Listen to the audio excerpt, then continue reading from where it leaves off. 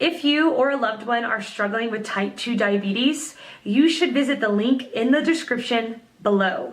This clinically proven, drug-free program lowers blood sugar to a normal level and can completely reverse type 2 diabetes within just a few weeks. Here's today's video. The question, what is the simplest way to manage diabetes? Answer by Kokong Wang. 1.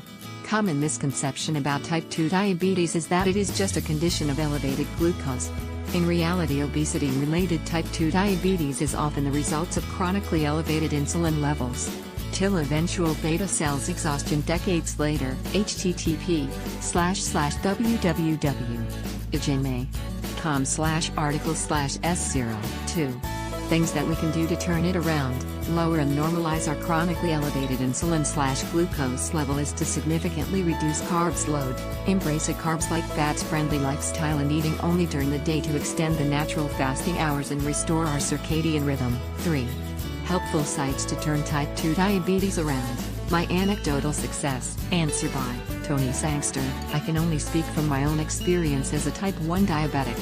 So this is not medical advice or opinion. Other forms or types of diabetes will have variations and different styles of management relevant to the peculiarities of each type. It is in essence very complicated. For me in type 1 diabetes, the keyword is balance. Imagine I am paddling a kayak down a river channel. Equals life river including metabolic processes. On one side of the channel is a rocky bank, on the other a series of waterfalls. There are 3 main ways I can avoid or minimize contact with the high bank, high sugar, and the waterfall side, low sugar. And ideally I use a combination of these 3 to achieve this. Firstly, insulin is a bit like the kayak I have made, which helps keep the kayak within bounds, provided I use the kayak well. If I change the size, equals dose, of the kayak, the steerage alters. Too big a dose and I am steered towards the waterfall, low sugar. Too small a dose and I am into the high side, high sugar. Secondly, the food I eat provides energy. Too little and I lean to the waterfall. Too much I am sent to the high side. Thirdly, I use my muscles/heart, lungs to move the kayak paddle to steer myself. Too much exercise pulls me to the low side. Too little pulls me to the high side. Of course, when you combine all 3, the outcome or result depends on the balance of all 3. Add in some weather, stress, infection, etc. and that also affects the balance. Humor can be a counterbalance to stress at times, an outrageously colored umbrella if you will. The aim as a diabetic is to learn the best ways for you to balance things out. The river is times of more turbulent or less. Nothing is ever completely steady and predictable, although smoother patches do occur. Experience is the best teacher.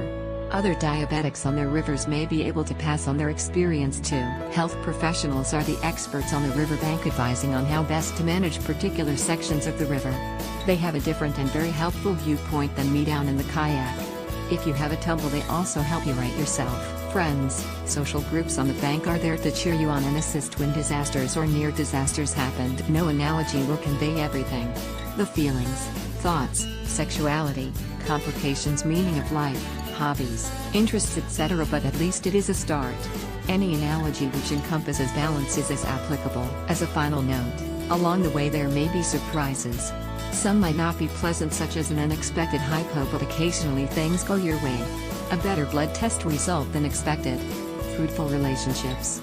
Return to the kayak/canoeing analogy. I recall drifting quietly down a river one day and being surprised by a creature surfacing 3 feet away, looking up and diving back down. A fish, a snake, a frog, you ask?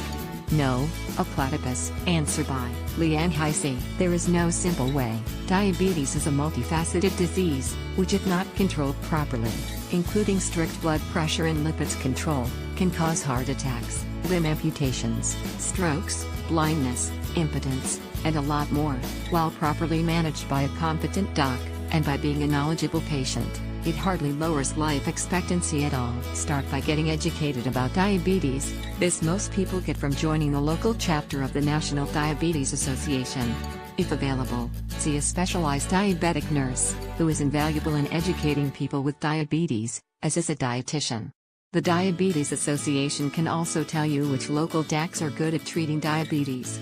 Don't forget to have your eyes checked out for diabetic damages every 18 months. If discovered early on, blindness can be averted. As for lifestyle modifications, large trials from the 90s have shown that losing around 5% of one's body weight and keeping it off by eating less and regularly exercising for the rest of your life, so essentially changing your lifestyle for good, gets you the best results. All the best.